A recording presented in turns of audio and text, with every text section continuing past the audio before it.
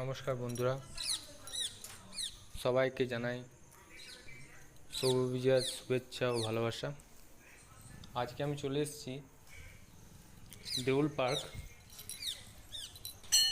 দেউল পার্কের এটা শিব মন্দির। দেখুন, আমি ভিডিওটা দেখাচ্ছি আপনাদেরকে। এই যে শিব মন্দিরটা দেখছেন, এটা অনেক পুরনো, প্রায় 500 বছরের পুরনো মন্দির। তখনকার দিনের কেমন তৈরি দেখুন। এই যে মহাদেব দর্শন করে দিচ্ছি সবাইকে। হর হর মহাদেব কমেন্ট করবেন প্লিজ সবাই। আর গেটে তালা দেওয়া আছে, মানে অনুমতি নেই ভিতর যাওয়ার।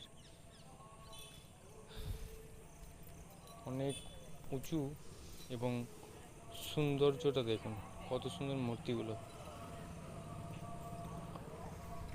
আমি প্রথমবার গিয়েছিলাম, দেখে আমার মন ভরে গেল।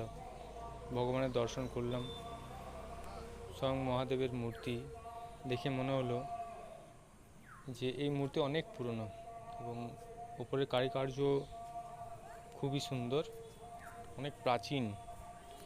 এবং এটা স্থাপত্য করেছিল মনে হয় অনেক পুরনো দিনের আমলে।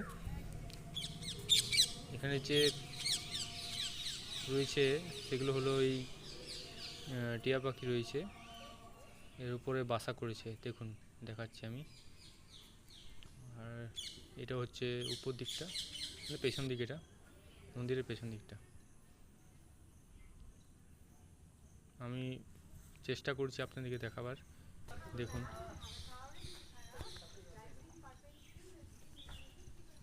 হয়ে গেছে।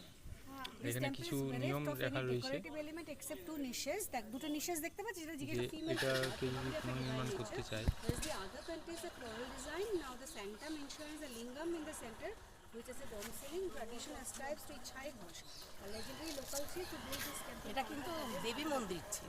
ভগবতী 16th century থেকে দেবী মন্দির ছিল, অবধি ডেট করা যায়। বুঝতে পেরেছো? ডেট করা গেছে মানে পিছনে 15 সামথিং মামনি ডেট করা গেছে।